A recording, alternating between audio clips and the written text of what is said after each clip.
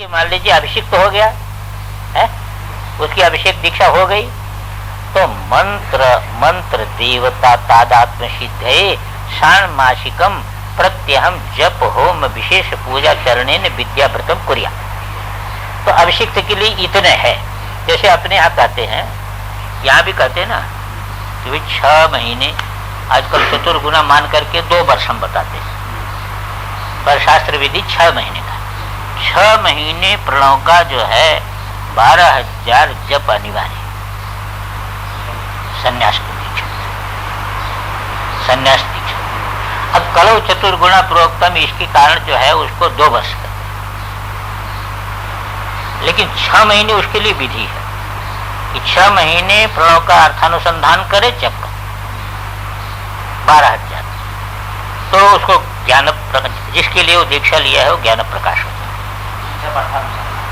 जप अर्थानुसार इसी में रहेगा वो। हाँ, तो ये संन्यास में भी एक परंपरा है कि उसको यस्तु द्वादश सहस्रम, 12 जो है वह 1000 जो है वो जप करे। तो कहते हैं कि यदि ठीक अनुसंधान पूर्वक करता है तो 6 महीने के अंदर उसको तत्व का प्रकाश हो जाए। और कली में जरा चित्त बहुत ऐसा रहता है, इसलिए 4 गुना बता कि 2 वर्ष तक उसको प्रणवानुसंधान पूर्वक जप अवश्य करना चाहिए। 12,000 हो तो काल को बढ़ाया, जब को बढ़ाया 48,000। अब 48,000 करे तो फिर अनुसंधान कब करे? हाँ, इसलिए नहीं कर पाते, इसलिए काल को बढ़ा दिया। वो है तो शास्त्र में 6 महीने का, वही यहाँ भी 6 महीने का है। षाण्मासिकम प्रत्यहम जप होम विशेष पूजा चरणेन विद्याव्रतम कुर्यात्, तदनंतरम लब्ध तन्मयी भाव, तब तन्मयी भाव को प्राप्त हो गया तो दीक्षा दो अधिकृत है, दीक्षादि में अधिकृत है वो। लेकिन तत्र न अयोग्यान दीक्षित, इसका मतलब ये नहीं कि दीक्षा में अधिकृत है तो किसी को भी दीक्षा दे दो, है? नहीं, न अयोग्यान, ऐसा ही पाठ होना चाहिए, ये पाठ ठीक। अयोग्यान न दीक्षित, इसका मतलब नहीं कि आचार्य किसी को भी दीक्षा दे दे। हर तो दीक्षा का शौक हो गया ना, तो कहते किसी को भी दीक्षा न दे। न अयोग्यान दीक्षित न च योग्यम परिहरित, योग्य का परिहार न करे और अयोग्य को दीक्षा न दे। उसके लिए नियम क्या है कि योग्य कोई हो तो उसका परिहार न करे, उसकी उपेक्षा न करे, और अयोग्य को दीक्षा न दे। दीक्षितम अपि, कहते मान लो दीक्षा दे भी दे तो ज्ञान देने में परीक्षा करे। फिर दीक्षित होने के बाद भी दीक्षितम अपि ज्ञान दाने परीक्षित, समझे ना? दीक्षित होने पर भी ज्ञान दान में भी उसकी परीक्षा करें। छद्म गृहीत ज्ञानम अपि ज्ञात्वा उपेक्षित, और कोई जो है वह धोखे से, जैसे मान लीजिए कि जो है वह, जैसे मान लीजिए कि कुमारिल भट्ट ने देखो, अब बहुत आचार्य के यहाँ जा करके ऐसे होकर के ज्ञान प्राप्त कर लिया।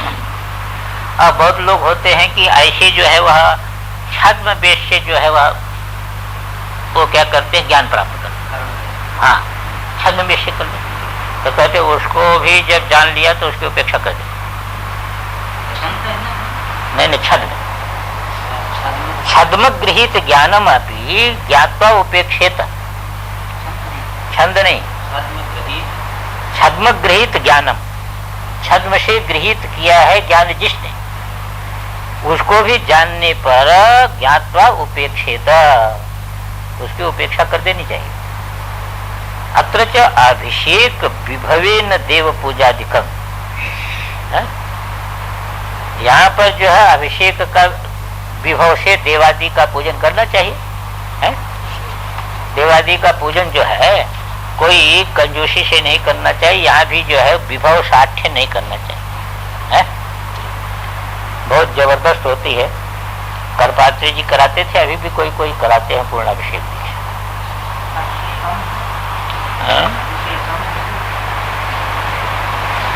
अभिषेकम अभिषेकम हो तो ठीक है, पर हमारे में ऐसा नहीं। हमारा है अभिषेक विभवेन। अभिषेक के लिए जो विभव अपेक्षित है उस विभव पूर्वक देवादि पूजा करा।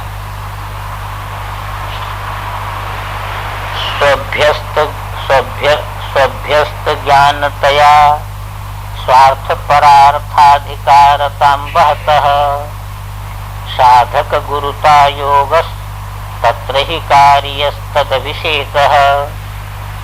कहते स्वभ्यस्त ज्ञानतया, पहले जो है वो ज्ञान को अभ्यास किया है, समझे ना, तभी स्वार्थ और परार्थ अधिकार को धारण करेगा। अरे जो अभ्यासी नहीं है, जो स्वयं आरूढ़ नहीं है, न वो अपना कल्याण कर सकता न दूसरे का कल्याण है, तो स्वार्थ भी सिद्ध नहीं कर सकता, तो परार्थ क्या सिद्ध करेगा? तो स्वार्थ और परार्थ, हाँ, तभी वह अपना अर्थ भी सिद्ध कर सकता है और परार्थ भी जो है सिद्ध कर सकता है, दूसरे का अर्थ भी सिद्ध कर सकता है। तो साधक गुरुता योग है, ये दो हो गए ना, साधक योग गुरु योग। तत्र ही कार्य तद अभिषेक, वो उसमें जो है उसका अभिषेक दीक्षा करे। और उसका है आपके पास है जो परिउष्ण सत्थसम अणु, क्या है इसका? परिपूर्ण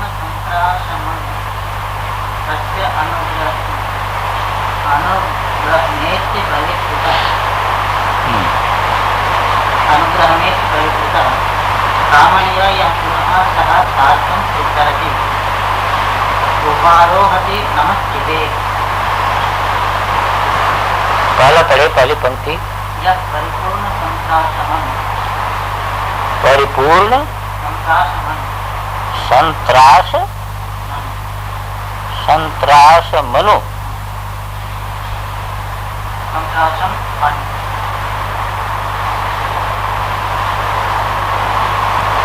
सत्थसम, सत्थसम है इसमें, सत्थसम अणु, अणु माने अणु, समझे ना। तात्पर्य तो ये निकालना है कि पूर्ण ज्ञान माने जो है, जो परिपूर्ण ज्ञान वाला हो गया है उसके अनंतर। पर इसमें क्या है, संत्रास शब्द कैसे दे दिया? सत्सम अनु, यानी उससे मेल नहीं खा रहा ना, जैसे स्वभ्यस्त ज्ञान तया, समझे ना। जो परिपूर्ण शब्द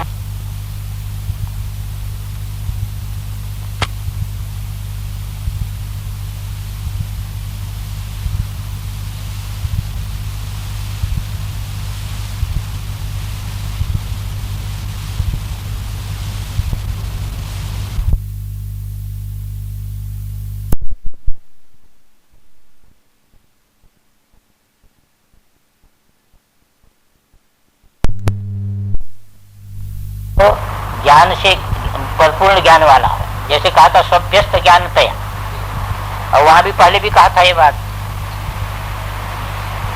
और आगे क्या है? ठीक है, उसके अनुग्रह को जो है वह प्राप्त करके पवित्रता को प्राप्त करता है।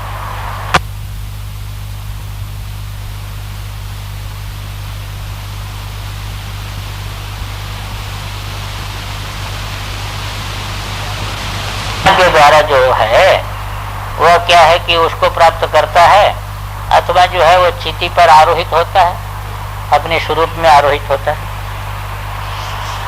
अच्छा, पहले तो हमारे देते थे, पहले उसका उल्था देते थे, अब नहीं देते।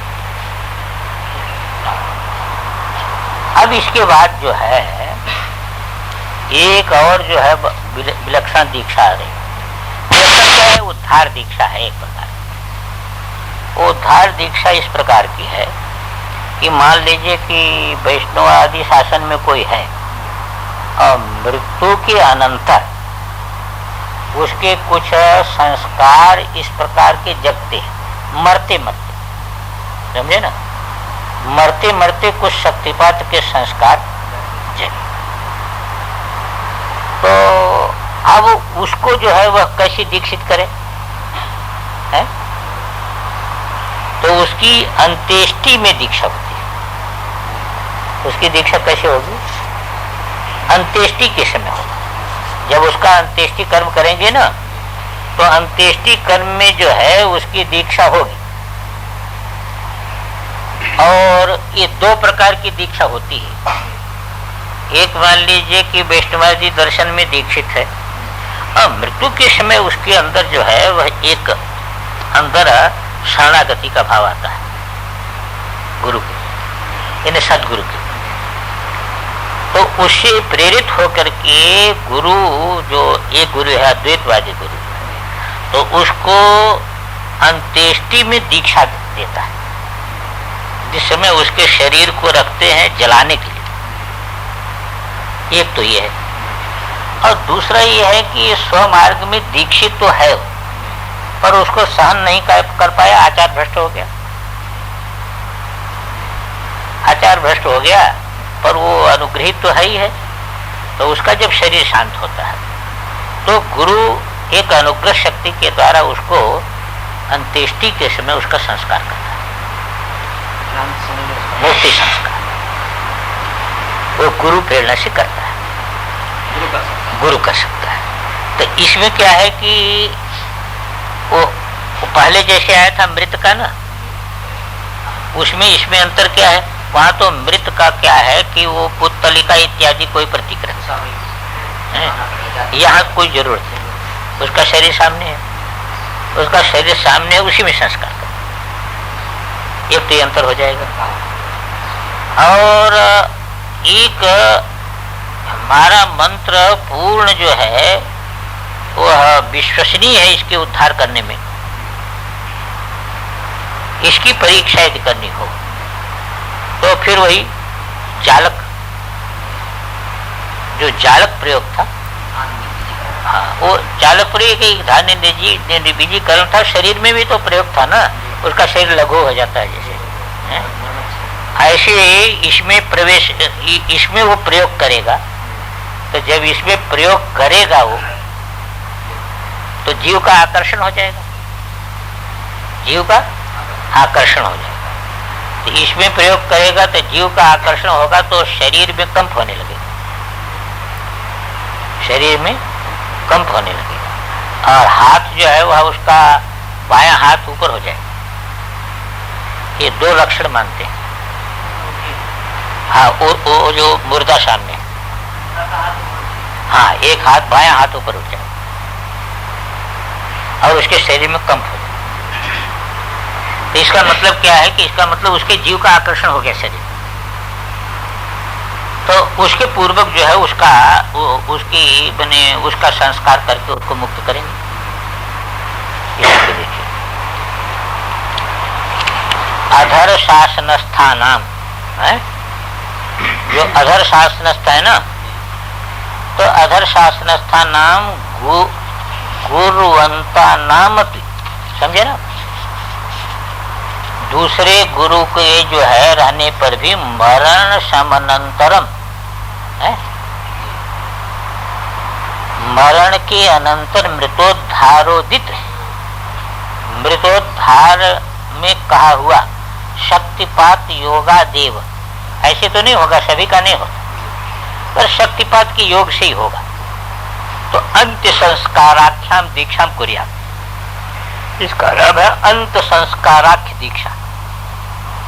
ऊर्ध्व शासन स्थानाम लुप्त समयानाम, ये दूसरा हो गया ना, कि इसमें दीक्षित है वो, पर नियम का पालन नहीं करता है। लुप्त समयानाम माने वही समय का जो बताया था ना, हाँ, वो नियम का पालन करता नहीं हो।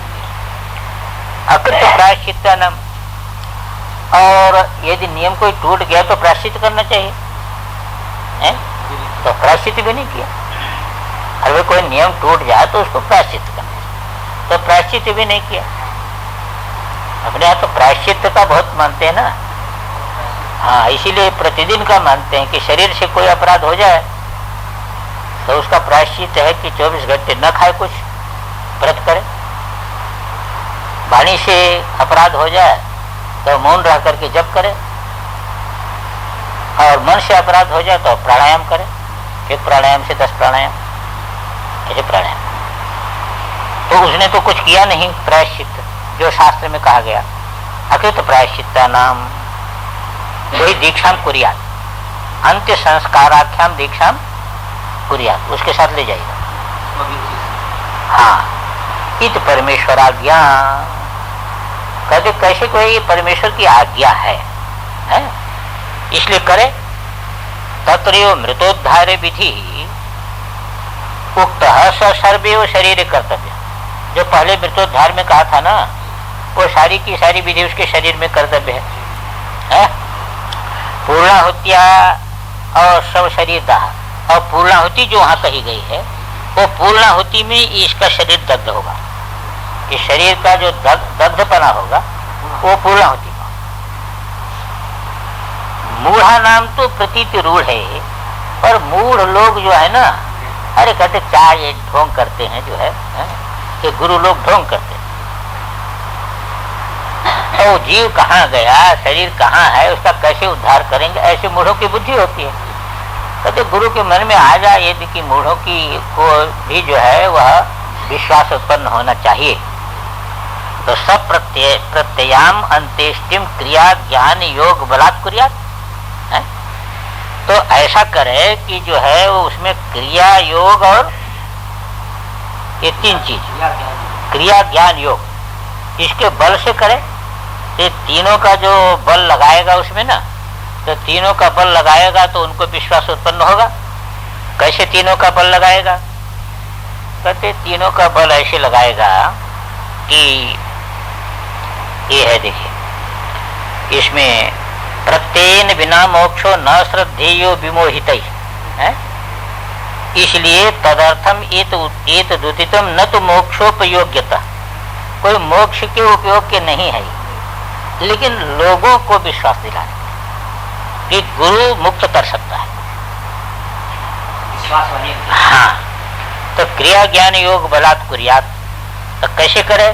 कहा तत्र सव शरीरे संहारक क्रमेण मंत्रान्यस्य, पहले सव शरीर में संहारक क्रम से मंत्रों का न्यास करे। संहारक क्रम होता है उल्टा, जहाँ पर समाप्त होता है वहीं से चलते हैं। तो पहले जो है वह रोधन जो है ना, बिंदु के द्वारा रोधन करेगा, शक्ति बीज के द्वारा वेधन करेगा, और त्रिशूल के द्वारा घट्टन करेगा। समझे आप? इसी प्रकार जो है विसर्ग के द्वारा ताड़न करेगा। ये विधि है, ये मंत्र विधि है कि वहां पर बिंदु के द्वारा तो रोधन करेगा, और शक्ति बीज जो है वह हिम के द्वारा वेधन करेगा, और त्रिशूल के द्वारा क्या करेगा? घट्टन करेगा, और फिर जो है वह विसर्ग के द्वारा ताड़न करेगा।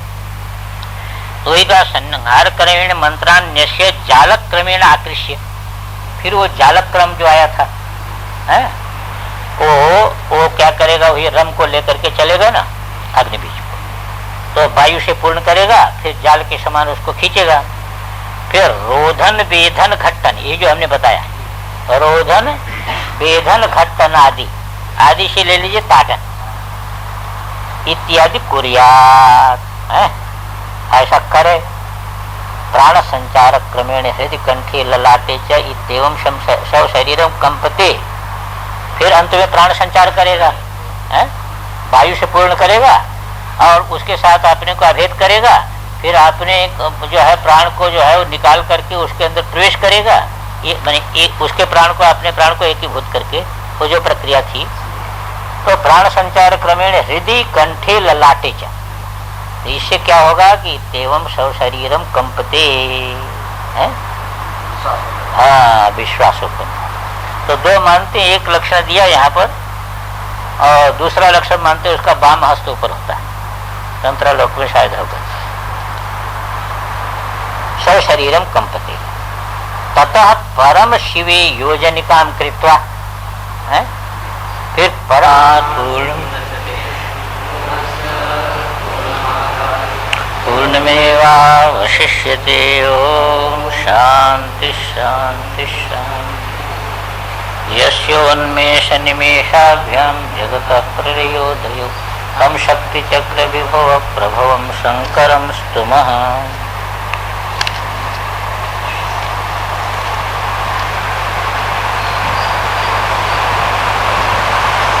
तो कल ये हो गया था, रह गया था।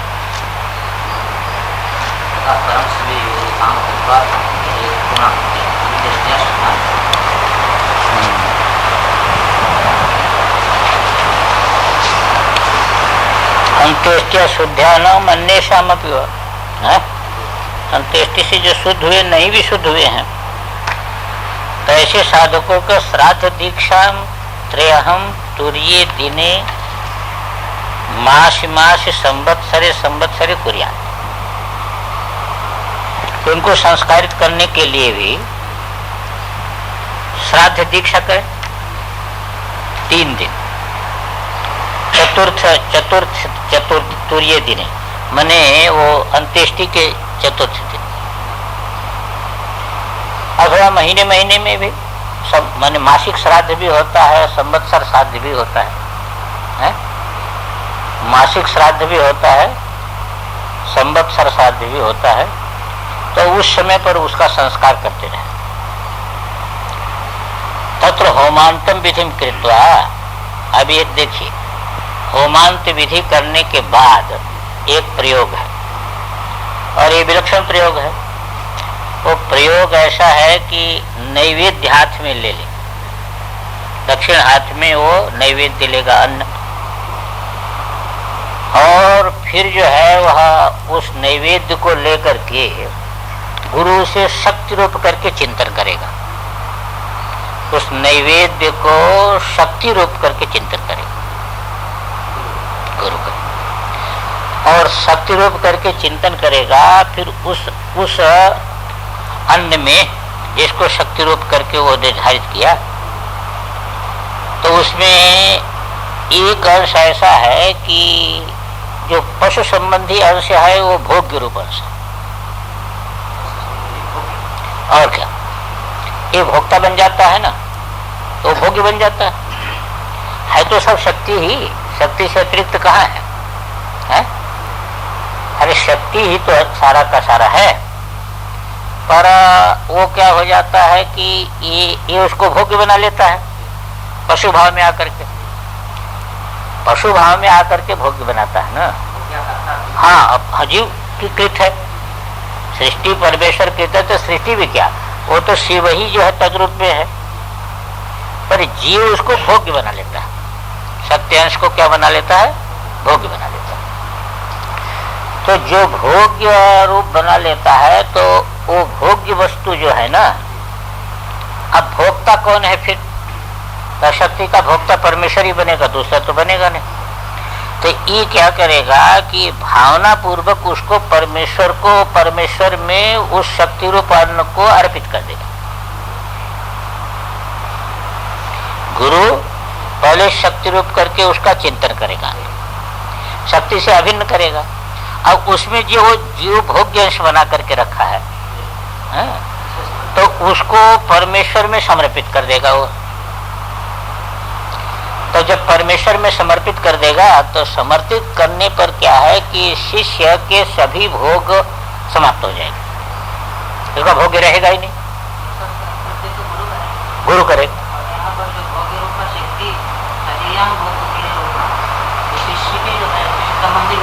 अभी देखिए, आप पहले इस बात को एक बुद्धि में बैठा लीजिए।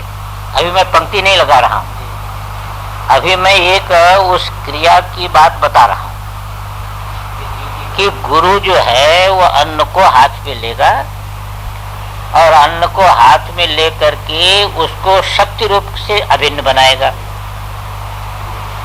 पहले स्व को अभिन्न करेगा शिव से, और उसको शक्ति से अभिन्न बनाएगा उसको, और फिर उसमें जीव के द्वारा निर्मित जो भोग्यांश है उसको परमेश्वर को अर्पित कर देगा। तो परमेश्वर को अर्पित कर देगा, तो इस प्रक्रिया से क्या होगा कि जो शिष्य में भोग्य बुद्धि है, उसका जितना भोग्य है, भोग वो भोग की परिसमाप्ति हो जाएगी। जब उसके भोग की परिसमाप्ति हो जाएगी तब क्या है कि भोगों का अवसान होने पर उसको शिव भाव की प्राप्ति होगी। यही इस प्रक्रिया का फल होगा। भाई पृथक ये जीव कर लेता है ना, पृथक ये जीव कर लेता है। और सब जगह जहाँ जो है वह पृथक का वर्णन, जैसे जैसे कारिका में है, एक ही भोग है, एक ही भोगता है। और जो इस चीज को जानता है तो सब हम जानो न लिप्यते, वो तो भोग भोगता का है, अपना कोई संबंध नहीं है। भोग तो भोगता का है ना। अग्निशोमात्मक सारा का सारा जगत है, इसी को रई और जो है प्राण, इसी करके उपनिषदों में सारा का सारा वर्णन है। तो उस प्रकार का जब करता है तो उसका भोग्य भाव समाप्त हो जाएगा। भोग्य भाव जब समाप्त हो जाएगा तब शिव भाव की प्राप्ति साध्य हो जाएगी। हाँ, वो समर्पित करना है, वो दोष निवृत्त हो गया। ये संस्कार तो हो रहा है ना, तो दोष निवृत्त हो गया। जब दोष निवृत्त हो जाएगा तब वो शिव भाव को प्राप्त करेगा। आलम्बन के द्वारा यहाँ पर, हाँ, बिना आलम्बन के नहीं होता है। यानी बिना आलम्बन के वस्तु तो होता ही नहीं। जितनी प्रक्रिया हो रही है आपको आलम्बन से हो रही है।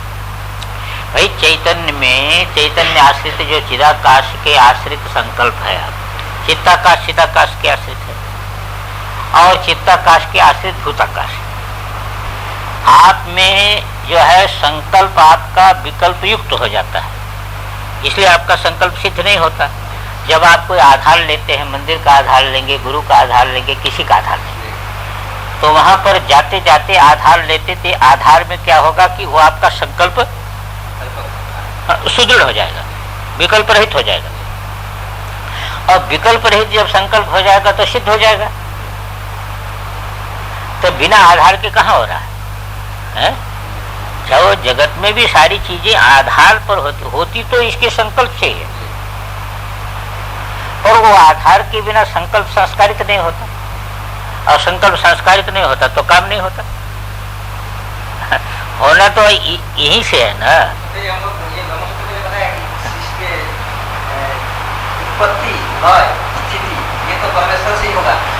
भाई जीव की जो सृष्टि है वो जीव को, अपनी सृष्टि को क्यों नहीं नाश कर पा रहा है? जीव की सृष्टि जो अहंता ममता है, इसी में तो जीव फंसा हुआ है ना। ये कहने से तो नहीं नष्ट होगा, तो कोई आधार बनता है। क्योंकि देखिए कितने काल से हम लोग वेदांत सुन रहे हैं, पर अहंता ममता समाप्त हो गई क्या?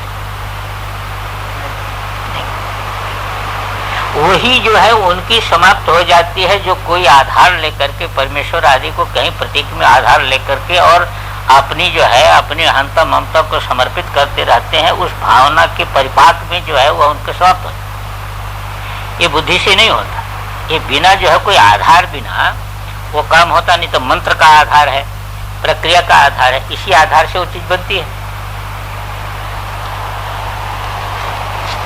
तो इसी बात को कहते हैं कि अब देखिए कि नैवेद्यम एक हस्ते कृत्वा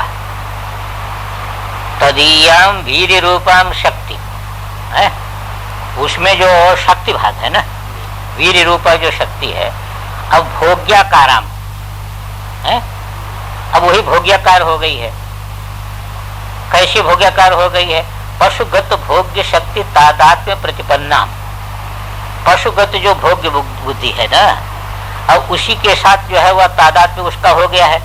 तो भोग्याकार शक्ति उसमें है कि नहीं, अन्न में? तो उसको इस प्रकार ध्यान करके परमेश्वरी भोक्तरी अर्पयेत। भोक्ता तो परमेश्वर ही है, अब भोक्ता जो परमेश्वर है उसमें अर्पित कर दे। हाँ, तो इति एवं भोग्य भावे निवृत्ति पतिरेव होती। अब जब भोग्य भाव निवृत्त हो जाएगा, उसका पशु का भोग्य भाव निवृत्त हो जाएगा, तब क्या होगा? पति हो जाएगा, शिव हो जाएगा। कौन? वही आप अर्पण अपने भावना में करेगा, वो उसमें नहीं करेगा कुछ, वो ले करके एक आधार बनाएगा, उसको आधार बना करके उसमें शक्ति चिंतन करेगा। और उसमें जो है वह भोक्ता का जो पशु जीव है उसकी भोग्य बुद्धि जो है उसके साथ एकीभूत करेगा और एकीभूत करके फिर उसके बाद शिव को समर्पित करेगा। ये सारा का सारा कार्य उसका जो है मानसिक होगा। अब उसी में से ये भावना करेगा तो समर्पित कर दिया है। अब वो समर्पित किया हुआ अन्न बाद में जो है वह नदी इत्यादि जल इत्यादि में उसको छोड़ने की विधि, उसको खाने की विधि नहीं है। तो खाएगा नहीं कोई तो, हाँ भाई उसको क्या करेगा ना, वो आएगा, उसको क्या करते हैं कि उसको जल में समर्पित करने का विधान है।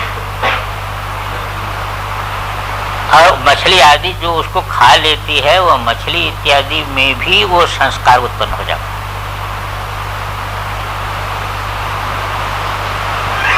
ऐसा है। तो भोक्तव्य इतम भोग्य भावे निवृत्ति, जब भोग्य भाव निवृत्त हो गया ना, ये सब कर रहा है किसके लिए? उसका तो शरीर शांत हो गया है ना, जिसके लिए कर रहा है ना है? अरे जिस जीव का शरीर तो शांत हो गया है, अंत्येष्टि हो गई, तो उसके लिए ये कर रहा है ना। अंत्येष्टि मृतोद्धरण श्राद्ध दीक्षाणाम अन्यतमे नाभि यद्यपि कृतार्थता। कहते इतनी विधि क्यों बता रहे हैं? कहा कि यद्यपि अंत्येष्टि है, मृतोद्धार, धरण, श्राद्ध, दीक्षा, इसमें एक से भी यद्यपि कृतार्थता हो सकती है। कभी क्या होता है कि एक बार आप किसी बर्तन को मांजते हैं तो शुद्ध हो जाता है, अब कभी नहीं शुद्ध होता है, कभी नहीं शुद्ध होता, दोबारा मांजना पड़ता है, तिबारा मांजना पड़ता है, चौबारा मांजना पड़ता है। संस्कार में तात्पर्य है तो एक से भी कृतार्थता तो है ही है, पर सब क्या नहीं हो पाती। क्यों नहीं हो पाती? तथापि बुभुक्षो क्रिया भूयस्त्वम, ये बुभुक्षु जो है ना, ये इसमें क्रिया भूयस्त्व से काम होता है। बुभुक्षु जो है वह क्या होता है कि जो भोग की इच्छा रखने वाला है वो क्रिया शक्ति के अधीन चलता है, तो उसमें बहुत क्रिया करनी पड़ती है। हाँ, भोगार्थी जो है, भोगार्थी में क्रिया के बिना तो कुछ समझ ही नहीं सकता है। हाँ, वो तो क्रिया से ही सारा कुछ होता है ना, वो तो क्रिया पर आधारित रहता है, तो उसके लिए संस्कार भी बहुत प्रकार से करना पड़ता है, अनेक प्रकार से। तो इसलिए संस्कार भी बहुत करना पड़ता है। तो कहा कि बुभुक्षो क्रिया भूयस्त्वम फल भूयस्त्वाय इति सर्वम आचरित। कहते उसको बहुत जो है फल भूयस्त है ना उसमें, इसलिए सब कर देना पड़ता है उसके लिए एक प्रकार दूसरे प्रकार। और होता भी है, जगत में भी ऐसा होता है। देखिए जैसे कोई बीमारी, एक डॉक्टर बुलाते, दूसरा डॉक्टर बुलाते, जैसा जो समर्थ होता है तमाम करते हैं। चारों तरफ से मान लीजिए जो है वह बनाते हैं। अब प्रक्रिया तो एक है भाई, दवा देगा एक जो है, उससे रोग ठीक हो जाएगा, पर नहीं, उसको तो जल्दी रहती है और उसकी बहुत ज्यादा कामना रहती है, तो बहुत करना पड़ता है भाई। एक प्रकार से एक संकल्प परिवर्तन मात्र से संस्कार हो जाता है? पर जिसका चित्त फैला हुआ है उसको ऐसे नहीं होता है। ये आधी रात को जब करो तो जो है वह दोपहर को तो इस पर जब करो तो ऐसा, जब करो तो ऐसा करोगे तो ऐसा होगा, तो ऐसा करोगे तो ऐसा होगा। ये दुनिया भर का उसको आडम्बर करना पड़ता है, बिना उसकी काम होता है। उसकी माइक बुद्धि है ना, इसलिए आडम्बर के बिना उसका काम होता ही नहीं। ये जगत में सीधा साधा कह दे, कोई आगे कहे कि कल्याण का क्या मार्ग है, कहे कि सत्य बोलो, कभी चोरी नहीं करना, झूठ नहीं बोलना, दिन को नहीं सोना, इससे उसका काम नहीं चलेगा। उसको आडम्बर बताओ तो आडम्बर वो कर लेगा, आडम्बर करेगा तब उसको लगेगा कुछ हमने किया, तो वो कहेगा हाँ ये देखो महात्मा जो है ये ठीक महात्मा। अब आप कह दिए सत्य बोलो, अब ऐसा कह दिए तो इतना तो भी जानता है, इसे काम नहीं सुनता। भूत आडम्बर के बिना नहीं उतरता। ये मिथ्या भूत जो बैठा है ना, वो आप कह दीजिए भूत नहीं लगा है तो इससे जो है, अब यही तो वेदांत रोजे कहता है कि आत्मा को कोई स्पर्श है ही नहीं कर्म का, जिसे कर्म निवृत्त हो गया, प्राप्त ही नहीं है। अब यही चल रहा है 2 दिन से कि नहीं? कर्म का कोई कर्म की प्राप्ति ही नहीं है, पर इससे कर्म नहीं निवृत्त होता। तो नहीं जो है वह तुमने पाप किया है तो तुम ऐसा कर्म करो, तो ऐसा कर्म करो, ऐसा कर्म करो, प्रायश्चित करो, तो ये करो, तो वो करो, ऐसे जो है करते करते करते करते संस्कारित होगा तब जाके। और ऐसे सच्ची बात तो है, उसको कह दीजिए उससे कुछ फायदा नहीं, उससे कोई फायदा नहीं। क्यों कि उसको फायदा कैसे हो? उसका तो जो है वह ग्रस्त है, चित्त कर्म से जकड़ा हुआ है। उसको शुभ कर्म में प्रवृत्त करो, किसी भी प्रकार से प्रायश्चित में प्रवृत्त करो। बहुत लोग उनको चांद्रायण कराए बिना उनकी शुद्धि आप कभी भी नहीं कर सकते। उनसे चांद्रायण कराओ, 1 चांद्रायण 2 चांद्रायण, एक प्रकार का, दूसरे प्रकार का, तीसरे प्रकार का, कहो कि जो है बिना पैसे पैदल चल करके यहाँ की यात्रा करके आओ, यहाँ की यात्रा करो, यहाँ यात्रा करो, यहाँ यात्रा करो। ऐसे करते करते करते करते तब संस्कार शुद्ध हो। हाँ, वो अंदर बना हुआ है ना, वो सोचता कि मैं कुछ किया ही नहीं, शुद्ध कैसे हो गया? पाप तो बहुत याद है किया। इन दोनों चीजों के लिए बाह्य उपाय के बिना नहीं होता। या तो मुख्य तो पहले कह ही चुके हैं कि उपदेश जो करना था वो तो बता ही दिए पहले, वहां तो कोई गम नहीं। ये तो जहां पर नहीं संस्कारित हो पाता उसके लिए सारा का सारा आधार, उसके लिए सारा का सारा आधार है। तो इसलिए मुमुक्षोरपि तन्मयी भाव सिद्धये अयम जीवतः प्रत्यहम अनुष्ठानाभ्यासवत्। कहते हैं मुमुक्षों का भी जो है तन्मयी भाव की सिद्धि के लिए ना, जब तक शरीर है तब तक प्रतिदिन जो है वह उसका वो अनुष्ठान का अभ्यास करना पड़ता है। मुमुक्षों को भी प्रतिदिन जो है इस प्रकार का जो अनुष्ठान का अभ्यास करना। हाँ, शिवा जैसे अनुष्ठान का अभ्यास है, अनुष्ठान नहीं छोड़ता है, ऐसे इस भावना का भी अनुष्ठान करता।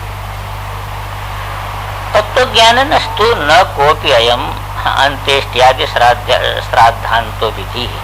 अब जो तत्व ज्ञानी है उसका शरीर छूट गया तो उसके लिए ये सब विधि नहीं है।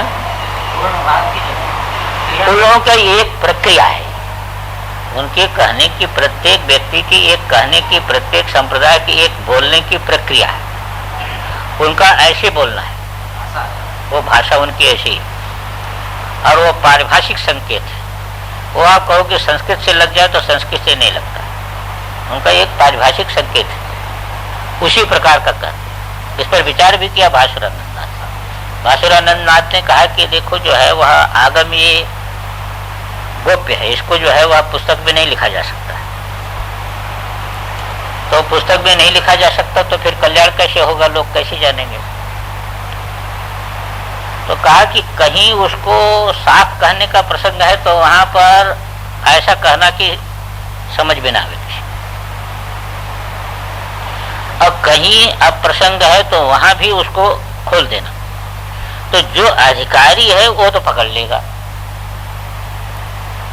जो अधिकारी है वो तो पकड़ लेगा, और जो अनधिकारी है उसको कहने से तो इधर से भी लाभ नहीं, उधर से भी लाभ नहीं। तो अधिकारी के लिए सारी चीजें कही जाती हैं, तो एक जगह जो है सबको खुलासा नहीं करते इनकी परंपरा। ये हाँ, एक जगह उसको खुलासा नहीं करते, छिपाना भी नहीं, और वो जो है ऐसा खोल भी नहीं। आया था ना ऐसी बात, ऐसी वो भी आपको ऐसे समझ लेना चाहिए। अयम जीवतः प्रत्यहम है, अब क्रिया आप लगा लीजिए, अनुष्ठानाभ्यासवत, जैसे अनुष्ठान का अभ्यास है उसी प्रकार इसका भी अभ्यास करना चाहिए। तत्वज्ञानी नस्तु न कोई अयम अंत्येष्ट्यादि श्राद्धांतो विधि। तत्वज्ञानी के लिए तो ये कोई विधि नहीं है, समझा कि नहीं, और उसकी आवश्यकता भी नहीं है विधि उपयोगी। तन मरणम तद विद्या संतानी नाम पर दिना, इतना है। तत्वज्ञानी का जो शरीर छूटता है, पूर्व दिन ने पर्व दिन, वो तत्वज्ञानी का जो शरीर छूटता है, एक रहस्य बता रहे, रहस्य तत्वज्ञानी का जो शरीर छूटता है तो वो जो दिन है, वो जो काल है, वो काल उसके जो शिष्य हैं या उसका जो परिवार है, उससे जो संबंधित लोगों के लिए महापर्व है। वो बहुत बड़ा पर्व है। वो जो है पर्व दिन, वो पर्व दिन, इसीलिए पुण्यतिथि मनाते हैं ना। पर अपने यहाँ की परंपरा भी है, पुण्यतिथि को बहुत ही सावधानी से मनाते हैं। तो पुण्यतिथि जो है ये महापर्व दिन है। ये बात एक ध्यान देने की है। तो हाँ, वो ना उस दिन वो जो है समरसी भाव पूर्ण हो गया। यानी व्यवहार में भी जो है भेद जो दिखाई देता था वो भेद नहीं रहा। उस समय शिव तत्व के साथ वो समरसी भाव हो गया, विदेह मुक्ति। तो ये जो विदेह मुक्ति का जो क्षण है, जो पर्व है यानी का, वो पर्व तत्संबंधी जो लोग हैं उनके लिए महापर्व है, अखंड पूर्ण। इसलिए उसको महापर्व है। इसी को कह रहे हैं कि तन्मरणम तद विद्या संतान्याम, समझे ना आप? उसके विद्या के जो संतान है, जो परंपरा है, उससे संबंधित जो लोग, हाँ, संतानी नाम, संतानी नाम। और संतान शब्द बताइए, पर संतानी नाम का भी वही अर्थ होता है, एक न ज्यादा है। हाँ, संतानी शब्द है। संतानी नाम पर्व दिनम संविदंश पूर्णा, क्योंकि संविद जो अंश करके प्रतीत होती थी है? वो पूर्णता को प्राप्त हो गई। चैतन्य माने चैतन्य विशिष्ट में अंश करके मालूम होता ना, अंशवत प्रतीति हो रही, वो अंशवत प्रतीति समाप्त हो गई। तो वो क्षण जो है वो उससे संबंधित जो लोग हैं साधकों के लिए वो बहुत बड़ा पर्व दिन है। तावतः संतानस्य एक सम्मिन मात्र परमार्थत्वात् जीवतो ज्ञान लाभ संतान दिवसवत। कहते देखिए, तावतः संतानस्य एक सम्मिन मात्र परमार्थत्वात्, यानी एक सम्मिन मात्र परमार्थत्वात् संतानस्य जीवतो ज्ञान लाभ संतान दिवसवत। जैसे क्या है कि जैसे जिस दिन आपका ज्ञान हुआ प्राप्त है, जिस दिन आपको ज्ञान प्राप्त हुआ वह दिन आपके लिए पर्व का दिन। इसी प्रकार जो है वही ज्ञान ना, अब यहाँ पर वो जो व्यष्टि प्रतीति होती थी वो समष्टि में लीन हो गई है। तो जैसे देखिए ज्ञान प्राप्त हुआ वह आपके जीवन का एक पर्व दिन हो गया। इसी प्रकार जो परंपरा में जो है वह गुरु शरीर छोड़ा तो ज्ञानी शरीर छोड़ा तो वो दिन आपका पर्व दिन, इतने कहना है। हाँ, वहाँ पर विदेह, हाँ, यहाँ पर जो है जीवन मुक्ति प्राप्त हो गई, वहाँ पर विदेह मुक्ति प्राप्त। सर्वत्र चात्र श्राद्धादि विधौ मूर्ति याग प्रधानम इति सिद्धा मतम। सिद्धा मत एक माने एक माने भिन्न भिन्न प्रकार करके यहाँ तंत्र है ना, तो तंत्रों में भी विधि का भेद हो जाता है। जैसे आपके वेद के शाखा में भेद हो जाता है, स्मृतियों के अनुसार भेद हो जाता है, इसी प्रकार ये आगमों में भी भेद हो जाता है। तो तंत्र ये जो है एक से एक है, ये सिद्धा मतम है, ये भी एक तंत्र भेद है। तो कहते हैं कि श्राद्धादि विधि में मूर्ति याग की प्रधानता है, आंतर याग की अपेक्षा मूर्ति याग की प्रधानता है। जैसे एक आंतर याग होता है ना, ये दोनों यहाँ चल रहा है ना, तो कहते हैं कि श्राद्धादि विधि में बाह्य अंदर से ही नहीं काम करना चाहिए, बाहर से भी, तो बाहर की प्रधानता है। और इस युग में तो बाहर की बहुत मानते, करपात्री जी इसका बहुत जोड़ देते थे, बाह्य पूजन का बहुत जोड़ देते थे कि बाह्य पूजन करने चाहिए, बाह्य पूजन नहीं छोड़ना चाहिए। मूर्ति याग मतलब ये है कि यहाँ पर एक दो याग चल रहा है। वो मानस से ही जो है वह शिव भावना जो है ना, अब ये देखिए अन्न को जो है वह इस प्रकार अर्पण कर दिया, ध्यान में आया कि नहीं? ये अंतरे होता है, ये बाह्य नहीं होता है। हाँ, ये सब भावना जो है, पृथ्वी तो है नहीं, लेकिन कहते हैं कि इसमें एक ऐसा सिद्धांत है कि बाहर की क्रिया नहीं छोड़नी चाहिए। आंतर्याग भले ही आप करो, पर बाह्य में, जैसे आंतर आप पूजन भले ही करो, पर बाह्य पूजन नहीं छोड़ना चाहिए। हाँ, इसमें कहा कि श्राद्ध आदि में खाली मन से करने से नहीं, बाहर भी जो कृत्य विहित है वो कृत्य करने चाहिए। ये मूर्ति याग, बाह्य याग। तद विधिश्च बक्षति। अब वो कैसी विधि है मूर्ति याग की, तो कहते वो नैमित्तिक प्रकाशन में उसको हम कहेंगे। अनुग्रह परस्यो वशितयानुगृहणातियम सैव परमेश्वरी भवति नाम किम वाद्भुतम उपाय परिकल्पना ननु तदीशना मात्रकम विरन्निति न शंकते परमितेप्युपाये बुधः। कहते हैं देखो, बहुत ही रहस्य बताते हैं कि अनुग्रह पर शिवा, समझे ना? अनुग्रह पर शिव जो है अनुग्रह मूर्ति है, वो तो अनुग्रह ही करता है, पर जो है उसके अधिकारी बन जाते हैं।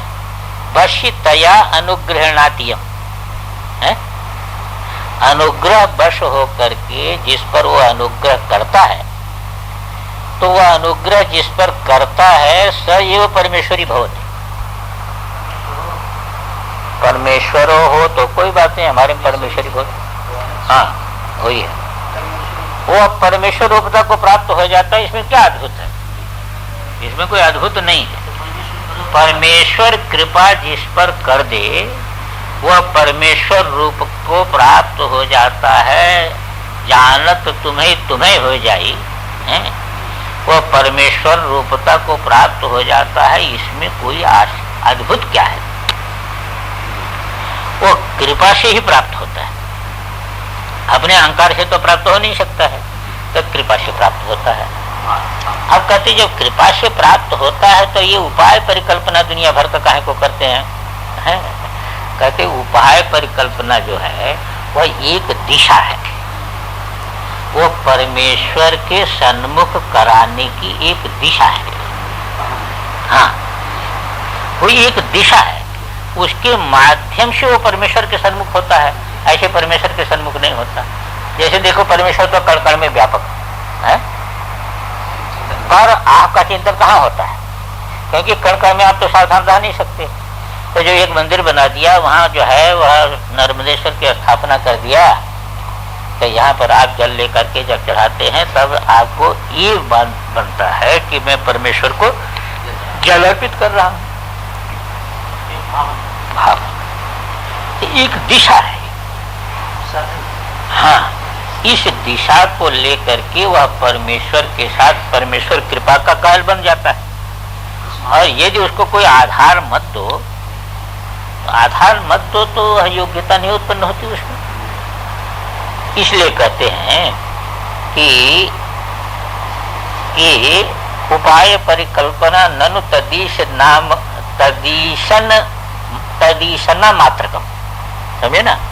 तद माने कौन? कि वही तद परमेश्वर का जो अनुग्रह की प्रेरणा देने वाला मात्र है। बाह्य जो उपाय की परिकल्पना है वह तदीशना मात्रकम, वो एक दिशा मात्र है। काम तो परमेश्वर अनुग्रह से होता है।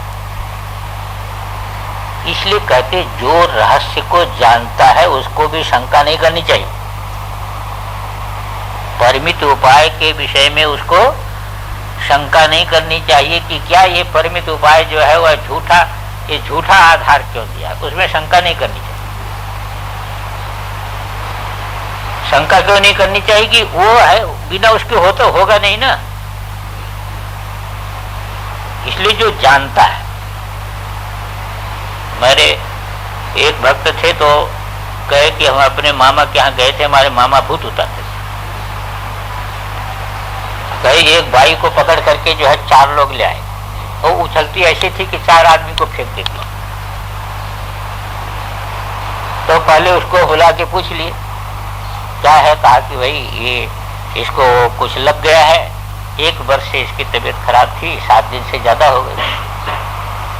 उन्होंने कहा अच्छा कोई बात नहीं। गए अंदर से सरसों और से ले आए, इधर फेंके उधर फेंके, पीली सरसों। आओ हो, बहुत खतरनाक काम, ये तो खतरनाक है। 1 वर्ष से एक चुड़ैल इसके अंदर घुसी थी और 7 दिन पहले दूसरी घुस गई। अब 2 चुड़ैल जिसके शरीर में लड़ाई कर रहे हों वो बच सकती है, तो कैसे बचे? इसका बचना बहुत कठिन है। 2 चुड़ैल जिसके शरीर में लड़ाई कर रहे हो वो कैसे बच सकती है? कहा कि बहुत खतरनाक। अच्छा कोई बात नहीं, चलो।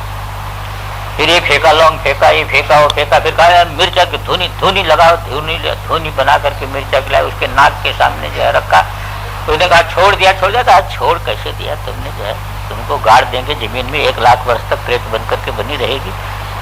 बहुत जोर से तड़प फड़प किया। उसने कहा छोड़ दिया, प्रतिज्ञा करती हूँ, 3 बार प्रतिज्ञा करती, छोड़ दिया इसको छोड़ दिया। कहा ले जाओ, ये ठीक है। जरा भी गड़बड़ हुआ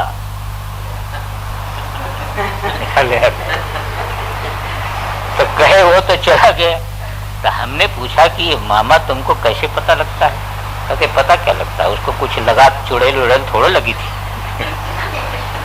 अरे कहा उसको कुछ नहीं लगी थी तो तुम इतना आडंबर क्यों किए? अरे कहा आडंबर न करे तो निकले कैसे? हाँ, आडंबर न करें तो निकल नहीं सकती ना। अब आप कहते हो कि तुमको चुड़ैल नहीं लगी, इससे उसका रोग कभी दूर नहीं हो सकता। ये दूर करने के लिए सारा आडंबर, वही बात यहाँ पर कह रहे हैं कि विदन न शंकते। जानकार भी जानता है पर इसमें शंका नहीं करता, किसमें परिमिति भी उपाय बुधा जानता हुआ भी इस परिमित उपाय के विषय में कोई शंका नहीं करता है, क्योंकि जो इनका चित्त जो है ग्रस्त है वह परिमित उपाय से ही ऊपर उठेंगे, बिना परिमित उपाय के ऊपर नहीं उठ सकते। इसलिए जानकार भी है। अब इन उपायों में क्यों जानकार लगाता है?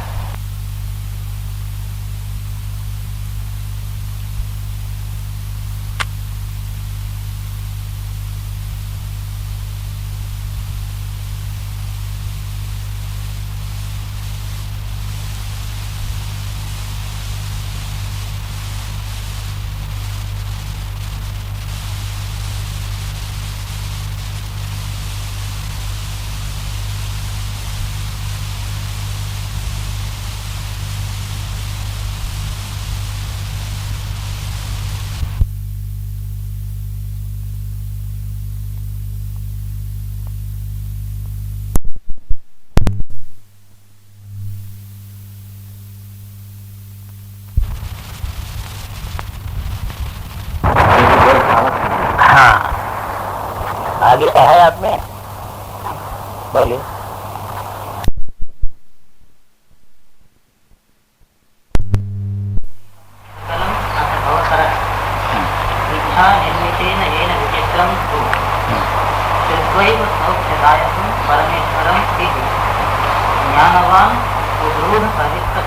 ठीक है, ये शरीर जो है वह सारा का सारा जो शरीर वो इच्छा निमित्त जो है परमेश्वर से उद्भूत है, तो परमेश्वर रूप है। जब परमेश्वर रूप है तो परमेश्वर रूप करके जब इसको गृहीत कर लेता है तो सारा का सारा संसार उसका टूट जाता है।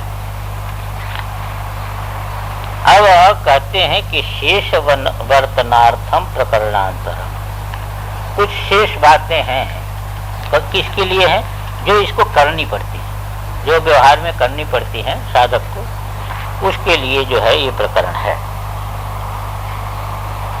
ये जीवित लोगों के लिए उपयोगी नहीं है, समझे आपके नहीं? तंत्रालोक में कहते हैं कि अथोच्यते शेष वृत्तिर जीवताम उपयोगिनी, समझा आपने? दीक्षा बहु प्रकारेयम श्राद्धांता या प्रकीर्तिता सा संस्क्रियायै मोक्षाय भोगाय वा विद्वयाय वा। ये जो बहुत प्रकार की दीक्षा बताई गई है, ये संस्कार के लिए है, संस्कार पूर्व मोक्ष प्रदान के लिए है, अथवा विभिन्न प्रकार के भोग के लिए, अथवा भोग मोक्ष दोनों के लिए। भोग मोक्ष दोनों के लिए है। तत्व संस्कार सिद्धि या दीक्षा साक्षान न मोचनी अनुसंधि वशादियाच साक्षान मोक्त्री सबीजिका। अभी इसको जरा ध्यान दीजिएगा। तथा संस्कार सिद्धि के लिए जो दीक्षा है वो साक्षात मोक्ष का हेतु नहीं होती है। जैसे आपके यहाँ जो कर्मयोग का साधन है वो साक्षात मोक्ष का हेतु नहीं होता है, क्योंकि आपके अंदर एक संस्कार उत्पन्न करता है। तो कर्म उपासना साक्षात मोक्ष के हेतु नहीं बनते, क्योंकि वो संस्कारार्थ है। काय के लिए है? संस्कारार्थ है। तो इसी प्रकार यहाँ पर जो संस्कार के लिए की जाने वाली जो है दीक्षा है वो साक्षात मोक्ष का हेतु नहीं बनती है।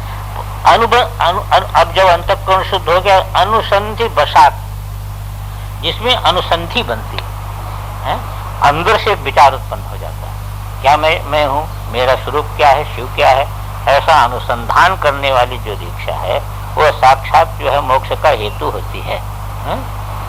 वो सबीजिका निर्बीजिका दो प्रकार की होती है। तो यथो भैया दीक्षिता ये तेषाम आजीव वर्तनम। अब जो उभय दीक्षा वाले हैं, यानी इधर तो जो है वह संस्कार दीक्षा, संस्कार दीक्षा के बाद जो है वह ये जो है वह सबीज दीक्षा हो गई। तो दोनों दीक्षा वाले हैं तो आजीवन उनके लिए कुछ नियम है, जो बताए ना, आजीवन नियम है, यानी पूर्णाभिषेक नहीं हुआ तब तक नियम को तोड़ नहीं सकता। तो उसके लिए ये सारी चीजें बता रहे हैं। तत्र या दीक्षा संस्कार सिद्धि ज्ञान योग ज्ञान प्रति है। ये जो दीक्षा संस्कार सिद्धि के लिए है, किसकी संस्कार सिद्धि के लिए? जिनमें ज्ञान की योग्यता बननी है, ज्ञान की योग्यता जिनकी होनी है, तो उनके संस्कार सिद्धि के लिए दीक्षा है। और याच तद अशक्तान प्रति मोक्ष दीक्षा। अब वो ज्ञान सिद्धि नहीं, अशक्त जो है ना, जो जीव जो हैं वो कर नहीं सकते, उनके लिए भी तो है ना, वो मोक्ष दीक्षा है। अब मोक्ष दीक्षा सबीजा है? तस्याम कृतायाम आजीवम शेष वर्तनम गुरु उपदिशेत। अब सबीज जो मोक्ष दीक्षा है, जो सबीज मोक्ष दीक्षा है, मतलब क्या है कि ज्ञान की योग्यता नहीं है। जिनको ज्ञान की योग्यता नहीं है, जिनको ज्ञान की योग्यता है, उनको तो संस्कार जहाँ ठीक हो गया तहाँ ज्ञान में चले जाएंगे, ज्ञान होकर के मोक्ष हो जाएगा। और जो उसके प्रति आसक्त हैं उनको मोक्ष दीक्षा तो उनकी भी होती है, उनकी भी मोक्ष दीक्षा होती है। भाई ऐसा नहीं अयोग्य है, वो ज्ञान योग्य नहीं है, ज्ञान योग्यता में अशक्त है, क्योंकि भोग की प्रबलता है। तो उनकी जो दीक्षा होती है तो उनकी भी दीक्षा में मुक्ति हो जाती है, मोक्ष तो उनको भी दीक्षा में होगा। लेकिन सभी जो होंगे हैं, तो सभी जो होने के कारण भोग भी उनके साथ में रहेगा, तो भोग भी उनके साथ में रहेगा, तो भोग उनके साथ में रहेगा, तो उनके लिए नियम का पालन अनिवार्य हो जाएगा, उनके लिए नियम का पालन अनिवार्य हो जाएगा। तो तस्याम कृतायाम आजीवम शेष वर्तनम गुरु उपदिशेत। अब वो दीक्षा जब कर दिया, सबीजा दीक्षा जब दे दिया, वो मोक्ष दीक्षा उसकी सबीजा है, तो उसके लिए जीवन पर्यंत जो नियम का पालन उसको करना है, उस नियम का पालन का गुरु उपदेश करे। तो कहते गुरु उपदेश कैसे करे? तो कहा तत्र नित्यम नैमित्तिकम काम्यम इति त्रिविधम शेष वर्तनम। 3 प्रकार का शेष वर्तन है। कौन कौन सा? नित्य का पालन, नैमित्तिक का पालन और काम्य का पालन, ये तीन शेष वर्तन में आ जाएगा। तो अंत्यम च साधक शैव, समझे ना, अंत्य तो उसी का है ना जो साधक, मान सिद्धि का जो साधक, सिद्धि का जो साधक है उसी के लिए काम्य होगा, दूसरे के लिए तो काम्य होगा नहीं। तो साधक शैव तत् न यह निश्चय तक, उसका निश्चय यहाँ नहीं करना है। वो तो कामना वाला है ना, तो जैसी जिसकी कामना वैसा यज्ञ उसको बताया जाएगा।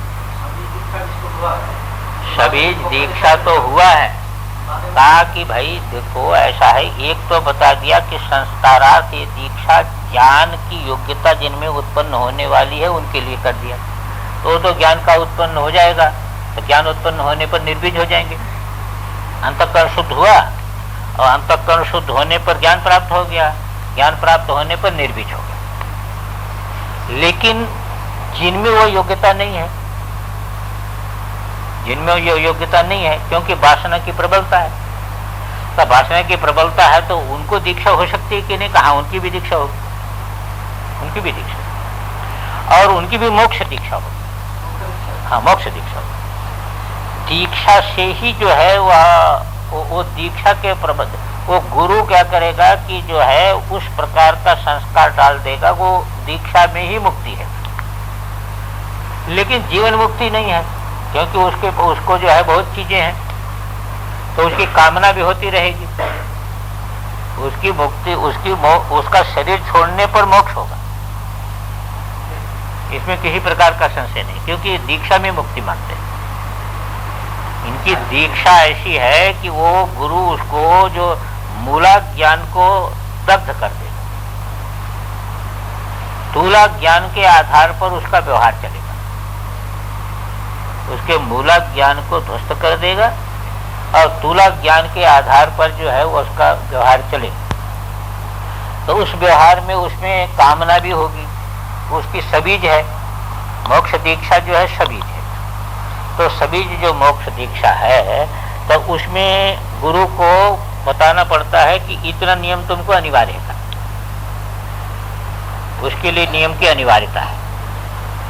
तो उसके लिए नियम की जो अनिवार्यता है, तो नियम की अनिवार्यता में किन नियमों का अनिवार्यता है? तो नित्य नैमित्तिक तो उसको करने पड़ेगा है? और जिसलिए सबासनिक है इसलिए काम में का भी अधिकार उसको रहेगा। भाई मोक्ष तो गुरु की कृपा से होगा, शिव की कृपा से मोक्ष होगा, तभी आपकी रहे। जैसे आप कहते काशी मरणान मुक्ति, काशी मरने से मुक्ति हो जाए, तो काशी मरने से कैसे मुक्ति होगी? इसको बुद्धिवादी कैसे मानेगा? वहां शिव कृपा से ज्ञान की प्राप्ति हो जाएगी मृत्यु के समय। वहां शिव कृपा से वहां पर काल भैरव उसके पापों को 2.5 घड़ी में दग्ध कर देते, 2.5 घड़ी में उसके पापों को दग्ध कर देते हैं, जितने पाप है सबको भोग करा देते हैं, 2.5 घड़ी में उसका भोग करा देते हैं। और उसके बाद जो है उसको शुद्ध करके शिव के सामने ले जाते हैं, तो शिव उसको ज्ञान का उपदेश करते हैं। तो इस प्रकार यहाँ पर मानते दीक्षा में ऐसा क्रम अंदर बना करके रखा है उसका उन्होंने कि जो उसका मूल जो है वह उसको ध्वस्त कर दिया है। अब जो उसका बौद्ध है, बौद्ध के अनुसार उसका चल रहा है सब। भाई इनको तो दीक्षा, हाँ दीक्षा ही मुक्ति का हेतु है यहाँ तो। हाँ यहाँ सारी मैंने दीक्षा जो है मोक्ष के हेतु है। खाली यदि समय दीक्षा को छोड़ दीजिए तो बाकी जो दीक्षा है वो मोक्षार्थी नहीं दीक्षा, हाँ सब मोक्ष तो मोक्षार्थ है। तो उसको नियम बताना पड़ता है, वो तो नियम बताना पड़ेगा। तो नित्य नैमित्तिक काम में तीनों है। तो काम में जो है वो तो साधक का जो जिसको कामना है वही तो करेगा, तो उसका यहाँ कोई निर्णय नहीं करना है और इसका निर्णय हो भी नहीं सकता। हाँ भाई मोक्ष दीक्षा तो गुरु करता है उसकी ना, दीक्षित को गुरु करता, वो अनुग्रह उसके ऊपर हो गया भगवान का, बस इसी आधार पर मोक्ष हो। कामना की पूर्ति का भी वही ढंग हो जिससे भगवान। हाँ इसलिए वो उतने है जितना दिखाई देता है, जितना आपको उसका दिखाई देता है इस जन्म में, उतने कामना रहेगी उसकी कामना आगे नहीं जा सकती है, क्योंकि उसको तोड़ करके रखा है। जैसे क्या है कि ये होता है ना, टेप रिकॉर्ड, वो कैसेट भरते हैं ना, तो पीछे एक तोड़ देते हैं, उसको तोड़ दें तो आप दूसरा नहीं भर सकते उसको। जो है वो आप सुन सकते हैं जीवन भर, पर उसके ऊपर दूसरा नहीं भर सकते आप। ये जो कैसेट लगाते हैं ना, इसमें पीछे एक चीज होती है, उसको तोड़ देते हैं, तोड़ देने पर दूसरा नहीं भर सकते आप उसको। और यदि तोड़ा नहीं है तो आप एक भरे हुए उस पर दूसरा भर दीजिए, तो ये खत्म हो जाएगा, वो हो जाएगा। आप एक पर दूसरा भर देंगे तो पहले वाला खत्म हो जाएगा, दूसरा आ जाएगा उसको। और वो तोड़ देने पर पीछे फिर वो दूसरा भरा ही नहीं जा सकता। हाँ, अब ये है कि दूसरा नहीं भरेगा उसमें,